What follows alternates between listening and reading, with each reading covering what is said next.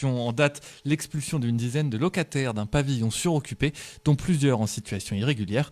Le propriétaire visé par une procédure judiciaire risque la saisie du bien. Ce type de location illégale, souvent très rentable, alimente un phénomène inquiétant dans un parc immobilier déjà dégradé.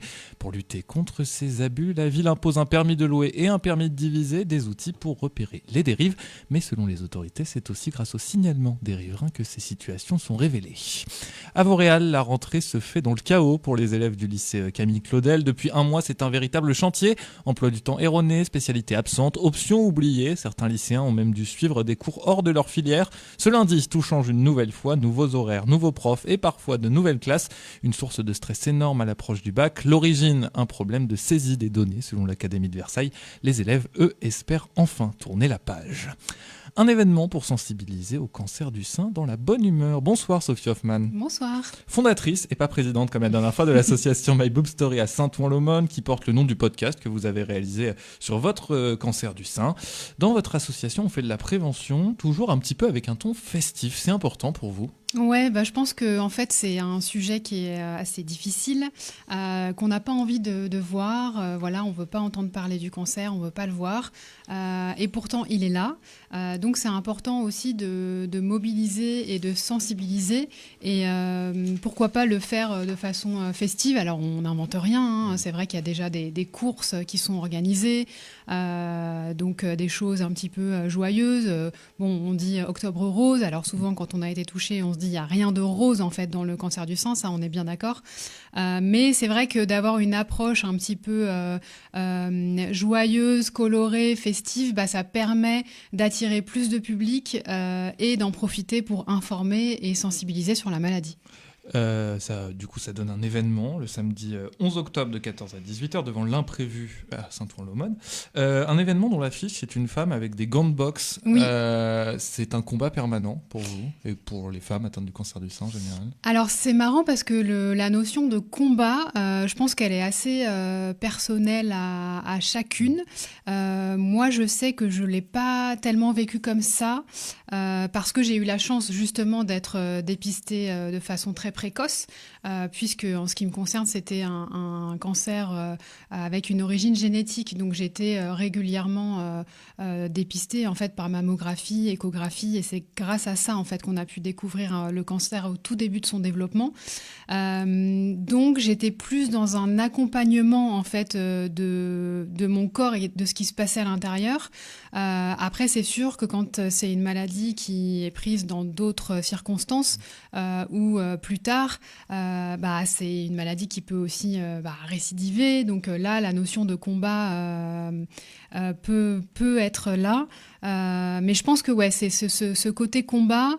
Il y a aussi un côté où personne gagne et personne perd en fait contre le cancer, mais c'est peut-être le côté plus affronté de plein fouet, et c'est vrai que donc de ce visuel qui a été fait du coup par Arozon, qu'on connaît bien évidemment. Voilà, qu'on connaît bien et donc c'est l'artiste Miam, représentait bien ce côté un peu pop aussi de l'association My Boob Story, lumineux.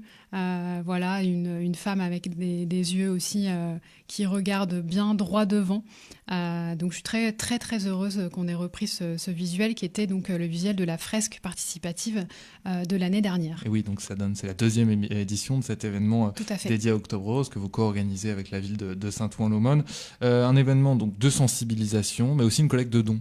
Oui, c'est ça. L'idée, en fait, c'est qu'il y aura, alors il y a plusieurs associations qui se joignent à nous avec bonheur et plaisir. C'est vraiment une ambiance de solidarité et c'est très émouvant aussi. Enfin, l'année dernière, c'était vraiment très très touchant. Et il y aura différents stands avec des ateliers bien-être, des ateliers créatifs, du maquillage pour enfants, des ateliers sportifs aussi.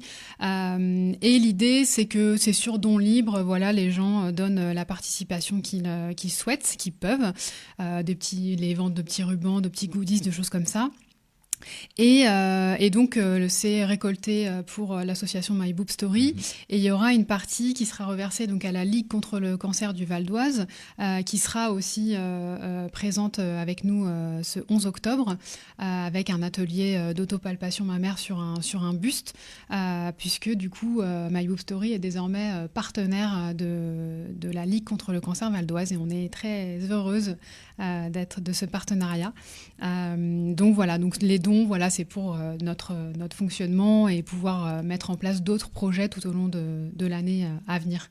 Oui, il y a un volet médical, vous l'avez dit, la Ligue contre le cancer qui sera présente, le CPTS du Val d'Oise aussi. Oui, tout à fait, avec possibilité de rencontrer des médecins, parce que voilà, nous, on est là pour informer, pour apporter, moi je peux apporter mon témoignage, mais en aucun cas je peux donner de conseils médicaux, hein, je suis pas médecin, mais je peux orienter, et c'est vrai que c'est essentiel d'avoir du personnel médical qui puisse répondre aux questions, avec une possibilité de prendre des rendez-vous en fait pour des mammographies, vu que le constat est toujours le même, hein, c'est moins d'une femme sur deux qui est en âge de faire son dépistage qui le fait ou qui ne le fait pas, et le dépistage est en baisse. Et donc c'est à partir de 50 ans, hein, le dépistage tous les 2 ans, une invitation par l'assurance maladie. Et donc ça, moi je suis militante de la prévention. Il faut vraiment faire ce test de dépistage. On n'a pas envie de le faire, mais c'est vraiment important parce que si jamais il y a quelque chose, il faut être là au départ, au bon moment. Voilà, au tout départ, parce que on augmente en fait les chances de guérison quand c'est pris à temps. Un cancer du sein se soigne dans 9 cas sur 10. Et oui, on souffre moins aussi, j'imagine, dans ce cas-là. Disons que on court moins après la maladie. C'est vrai que quand le cancer s'installe, il est là pour ça en fait. Hein. Lui, il détourne un petit peu toutes les ressources du corps pour se nourrir. C'est une cellule qui meurt pas, hein, la cellule cancéreuse, donc elle n'est pas comme nos autres cellules. Et du coup, il faut lui couper l'herbe sous le pied. Si on arrive après qu'elle se soit assez installée, c'est plus difficile en fait de la déloger, elle peut s'être éparpillée un petit peu ailleurs. Donc c'est pour ça, on veut pas avoir le cancer et on peut pas l'éviter, même s'il y a des facteurs de risque, hein, qui augmentent en fait les risques de développer un cancer, comme le tabac et l'alcool par exemple. Mais du coup voilà, ça, quand on arrive au plus tôt, on met plus de chances de notre côté, ça c'est une certitude. C'est un événement pour les femmes, on l'a dit, mais pour tous aussi, c'est important. Il y a des animations sportives, il y a plein de choses qui se passent en fait. Oui, c'est vrai que c'est important de souligner que les hommes aussi et les enfants, hein, ont leur place dans cet événement Octobre Rose, parce que les hommes déjà peuvent être concernés par la maladie. Le cancer du sein, c'est 1% des cas. Bon, ça reste rare, mais c'est pas inexistant. Et puis les hommes, ils sont aussi proches de leurs compagnes, de leurs sœurs, de leur mère, de leurs collègues, d'amis. Donc c'est important, je pense, de connaître un petit peu la maladie, d'en avoir peut-être un peu moins peur, de se sentir justement moins à l'écart, pour inciter les femmes de vos entourages, messieurs, à aller se faire dépister, quoi. Il y a vraiment un rôle important. Toutes les personnes après qui pourront en fait faire de la prévention tout au long de leur vie aussi. Oui, exactement. Ouais. C'est vraiment chacun a sa place en fait, et chacun a son rôle. Et si chacun s'y met, ça fera que on prendra mieux en charge les femmes et ce sera moins difficile, quoi. On peut vous soutenir sur cette journée, on peut vous soutenir aussi en adhérant à l'association. Tout à fait, en adhérant à l'association My Boob Story, c'est 10 € par an. Et puis nous, ça nous aide à montrer notre intérêt. Donc vous êtes toutes et tous les bienvenus. Où est-ce qu'on peut vous contacter? Où est-ce qu'on peut avoir toutes les infos sur cet événement? Eh bien, l'événement, ce sera sur le site de la ville de Saint-Ouen-l'Aumône ou sur les réseaux myboobstory.podcast et nous contacter. On a aussi le site Hello Asso, My Boob Story Association. Ne pas hésiter. Merci beaucoup. Cet Avec événement plaisir. Octobre Rose, donc c'est le samedi 11 octobre, du 14h à 16h devant l'imprévu au 23 rue du Général Leclerc à Saint-Ouen-l'Aumône. Merci beaucoup Sophie Hoffman d'avoir Merci été à avec vous. nous, fondatrice de l'association My Boob Story qui lutte contre le cancer du sein.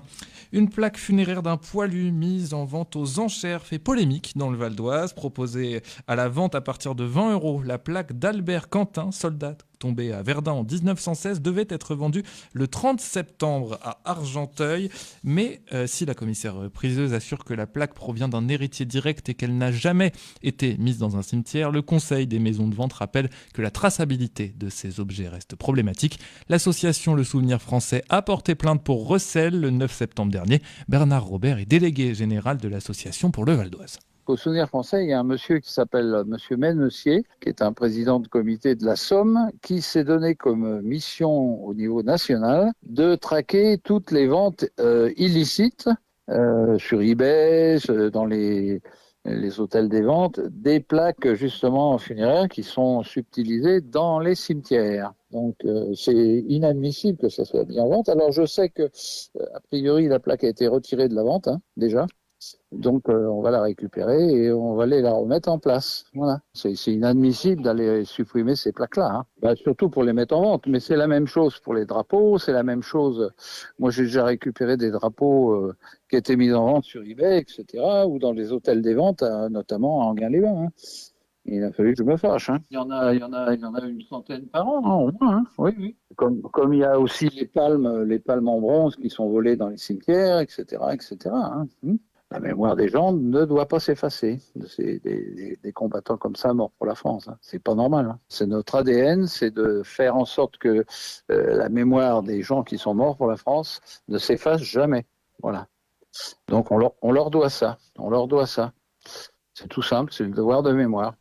Face à la polémique, la maison de vente a finalement retiré le lot pour les défenseurs de la mémoire. Ces plaques n'ont pas vocation à circuler, même entre collectionneurs. À Argenteuil, la médiathèque Robert Desnos a rouvert ses portes ce samedi 27 septembre. Après 2 ans et demi de travaux, située dans le quartier du Val d'Argent Nord, l'équipement culturel a été totalement transformé, passant de 757 à 1250 mètres carrés. L'établissement propose désormais plus de 40 000 documents et des espaces repensés sur 2 niveaux, incluant un espace jeunesse, une salle polyvalente et un espace multimédia. Un jardin de 400 mètres carrés a également été créé. Le coût total des travaux s'élève à 7,5 millions d'euros. Le maire d'Argenteuil, Georges Motron, souligne l'ambition de faire de ce lieu un véritable espace de vie, carrefour d'éducation, de transmission et de partage au cœur d'un quartier comptant 36 000 habitants. Et c'est l'heure de votre nouvelle chronique sport avec Axel Maire. RGB. Allez mon petit bonhomme. Ça va centrer. Et Draxler, le 4e but. Actualité sportive. Une semaine riche dans le Val d'Oise, voici les principaux résultats.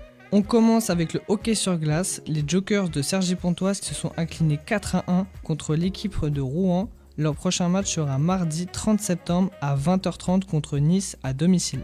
Du côté tennis de table, l'équipe de Cergy en National 1, les femmes remportent leur match 8-4. Côté hommes, ils gagnent également leur match 8-4. Côté football, avec la Coupe de France, le Argenteuil RC s'impose contre Massy sur le score de 6-0. L'équipe de Cergy-Pontoise s'impose sur le score de 3-0. Villeneuve-la-Garenne s'impose 5-0. Les autres qualifiés sont Longjumeau, Adamois, Herblay, Sarcelles ou encore le Saint-Michel RC. Et pour finir, côté basket, les Spartiates de Cergy s'inclinent 37-30 contre Vanves. Rendez-vous la semaine prochaine pour vos prochains résultats. Axel Maire, rendez-vous lundi prochain pour votre nouveau rendez-vous sportif. C'est la fin de ce journal. Merci à Damien Gissa pour sa réalisation, Axel Maire ou Jean-Céric Mingros pour la réalisation vidéo. Je ne les vois pas d'ici, mais c'est un des deux.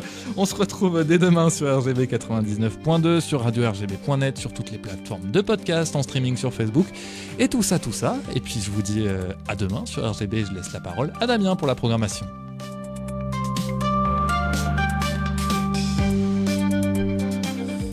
Merci Théo, je confirme que c'était bien Axel qui était à la vidéo.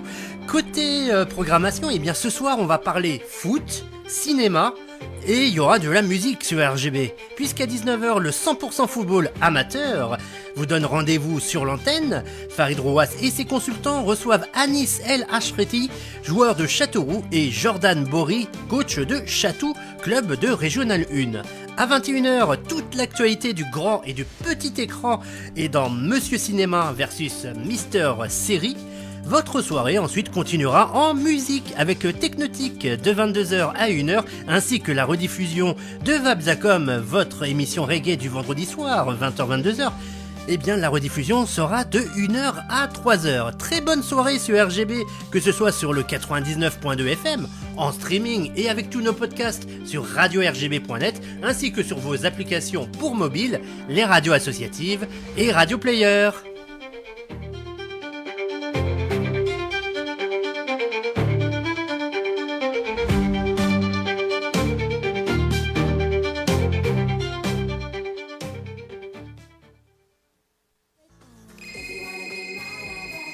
Allô, c'est qui?